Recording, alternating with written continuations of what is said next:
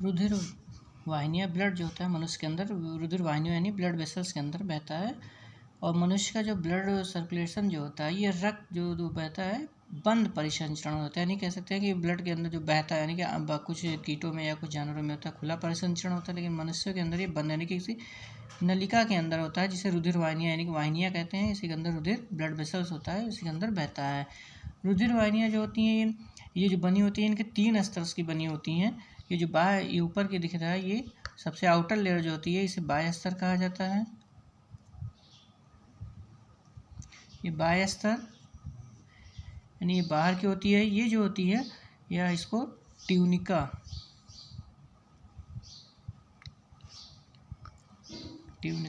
Externa कहते हैं। ये जो बाहरी स्तर होता है ट्यूनिका एक्सटर्ना, ये सबसे बाहरी और संयोजी ऊतक का बना होता है। ये संयोजी ऊतक का बना होता है। नेक्स्ट आपका लेयर आती है इसमें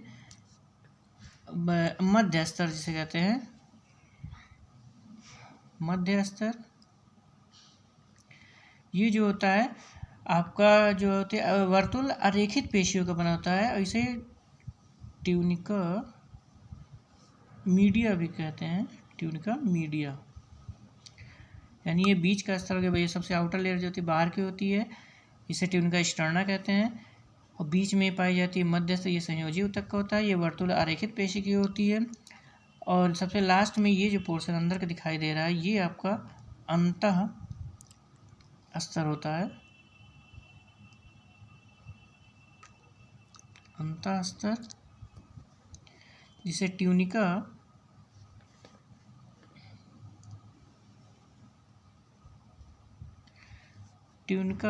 इंटरना कहते हैं।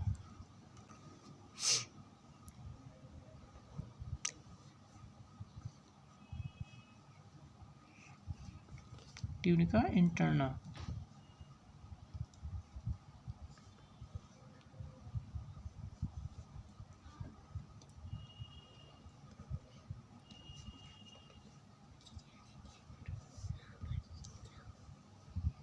ट्यूनिका इंटरना अंतः स्तर, तो ये सबसे आउटर लेयर होती है बाहरी स्तर, और ये आपका मिडिल स्तर हो गया, और ये सबसे इंटरनल स्तर होता है। इसे ट्यूनिका यानी कि tunica externa, tunica media and tunica interna कहा जाता है। जो अंतः स्तर होती है ये सल्की उपकला जो होती है, यानी कि सल्की उपकला की बनी होती है। इसे स्क्वेमस एपिथेलियम कहते हैं।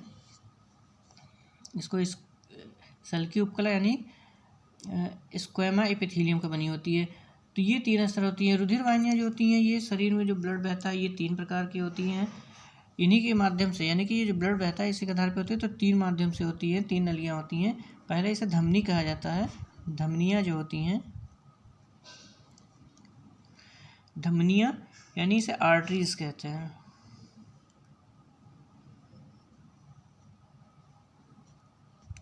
आर्टरीज, धमनियाँ या आर्टरी। तो ये आउटर लेयर दिखाई दे रहा है, धमनी जो होती है ऊपर की ओर। तो ये रक्त, ये हृदय से रक्त को यानी कि हार्ट से ब्लड को ले जाके पूरे शरीर में फ्लो करती हैं। क्योंकि ये हृदय में ब्लड जो होता है बहाव होता है, तो ये सर्कुलेट यानी कि हृदय से पंप करता है तो यानी जाहिर सी बात है इसमें प्रेशर बहुत ज़्यादा होता है, अधिक प्रेशर होता है, क्योंकि पूरे शरीर में पहुँचाना होता है। तो ये पूरे प्रेशर के साथ शरीर में फ्लो करती हैं। इसलिए इसकी जो भित्ति होती है मोटी होती है, यानी इसकी जो भित्ति होगी मोटी होगी और लचीली होती है। लचीली इसलिए होती है कि इसमें दबाव के साथ, यानी बहुत ज़्यादा प्रेशर होता है, इसलिए ब्लड में फ्लो होना रहता है। तो दबाव के साथ बहता है, तो चूँकि लचीली होंगे, नहीं तो अगर लचीली नहीं रहेंगे तो फटने के चांसेस होते हैं। और ये मोटी भित्ति होती है। धमनियों में रुधिर जो होते हैं पंप क्रिया से होता है, दाब होने के कारण बढ़ता है। और इसमें शुद्ध रक्त, चूँकि धमनियाँ जो होती हैं शुद्ध रक्त यानी कि हृदय से आनी रहती हैं, तो ये ब्लड जो होता है हार्ट से लेके शुद्ध रक्त लेके आती हैं। धमनियों की जो भित्ति होती है मध्य स्तर, ये देखिए इसमें मध्य स्तर जो दिखाई देगा इसमें काफ़ी मोटा होता है, यानी कि बाह्य स्तर ये होगी, मध्य स्तर काफ़ी मोटा होता है।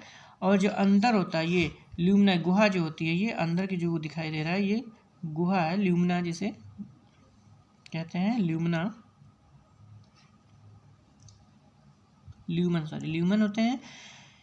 ये इस तरह से इसमें धमनियाँ जो है काफ़ी सक्रिय हो जाती हैं। धमनी चूँकि बहाव प्रेशर के साथ चूँकि सक्रिय रहेंगी, जैसे फ्लो होगा तो इसमें सकरा अगर रहेगा तो बहाव प्रेशर ज़्यादा मिलेगा और बहाव आसानी से पूरे शरीर में पहुँचने में इसको आसान रहती है। तो ये इसलिए थोड़ी पतली होती है। बाहरी स्तर और मध्य स्तर जो होती है काफ़ी बड़ी होती है, यानी कि कह सकते हैं इनका आकार एरिया बड़ा होता है। और जो भीतरी होती है यानी कि अंतः स्तर जो ट्यूनिका इंटरना जो होती है ये पतली होती है, सकरी गुहा होती है, यानी ल्यूमेन जो होती है इसका काफ़ी सकरा होता है, जिससे आसानी से ब्लड फ्लो यानी प्रेशर के साथ पूरे शरीर में आसानी जल्दी पहुंच जाए। और इसके अंदर जो होती हैं कहीं भी कपाट यानी इन धमनियों के बीच में जो होती है कपाट यानी कह सकते हैं कहीं पे वो वाल्व्स नहीं पाए जाते हैं, क्योंकि ब्लड को फ्लो होना है, कहीं प्रेशर रुकना नहीं है, इसलिए वाल्व के इसमें कहीं कपाट यानी वाल्व नहीं मिलती है जिससे आसानी से ब्लड बहती है। और जो ये धमनियाँ कहीं शाखाओं में जब बढ़ती हैं तो इनकी जो छोटी छोटी होती हैं उनको धमनिका कहा जाता है। मेन धमनी जो होती है इससे जब शाखाएं डिवाइड हो जाती हैं, शाखाएं बनेंगी तो इसको धमनिका कहा जाता है, यानी आर्टियोल्स ये धमनिका कहलाती हैं, यानी आर्टियोल्स होंगी। दूसरी इसमें सिराएं होती हैं, सिराएं यानी कि वेन्स जिसे कहते हैं।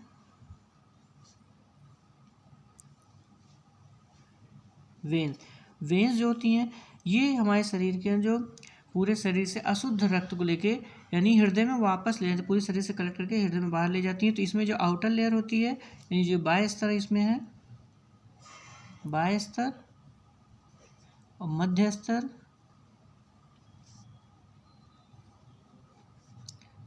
स्तर, और ये आपका अंतः स्तर होता है। ये जो होती है अंतः स्तर ये इस तरह से होती है, यानी कि बाह्य इसमें देखिए बाहर जो उसकी अपेक्षा इसमें काफ़ी चौड़ा होता है दोनों स्तर, बाह्य और मध्य स्तर। ये गुहा जो होती है अंतः स्तर काफ़ी सक्रिय होती है, ल्यूमेन जो बनती है। इसमें जो बाहरी स्तर होता है और अंतः स्तर जो होती है ये आपके कम होते हैं, और लेकिन इसमें जो अंदर ब्लड सर्कुलेट होना वापस ले जाती है जो गुहा यानी जो इसमें ल्यूमेन बनता है, ल्यूमेन जो होता है गुहा जो होगी ये काफ़ी बड़ी होती है, चौड़ी होती है उसकी अपेक्षा।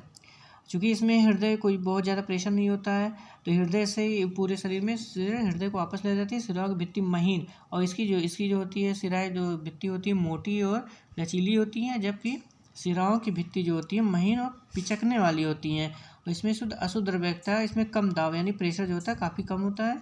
इसके साथ सिराओं की भित्ति में पेशीय स्तर जो होता है ये काफ़ी पतला होता है। जो पेशीय स्तर होता है इसमें काफ़ी मोटे मोटे दिखाएंगे, जबकि इसमें लेयर जो होती है पतले होते हैं, क्योंकि इसमें बहुत दबाव का प्रभाव नहीं होता है, दबाव के साथ दबाव प्रेशर नहीं झेलना रहता है, इसलिए ये पतली होती हैं। और इनकी गुहा जो होती है ल्यूमेन जो होते हैं काफ़ी चौड़ा दिखाया गया है। और इसमें कपाट यानी कि जो इसमें बहता है बीच बीच में कपाट लगे होते हैं, वो अर्धचंद्राकार में होते हैं, क्योंकि इसमें बहाव वन वे डायरेक्शन यानी कि नीचे इस कपाट इसलिए लगाए जाते हैं कि ब्लड जो होता है उल्टा फ्लो इसको रिवर्स ना होने पाए, बीच बीच में ब्रेक करे और ये बहते हुए सीधे हार्ट की ओर ले जाना रहता है, यानी बहाव उल्टा ना होने पाए, इसलिए इसमें पाई जाती हैं। तीसरी जो होती हैं इसमें केशिका कहते हैं, इसको केशिका पाई जाती है। थर्ड वाली केशिका यानी केशिकाएं होती हैं, केशिकाएं यानी कैपिलरीज।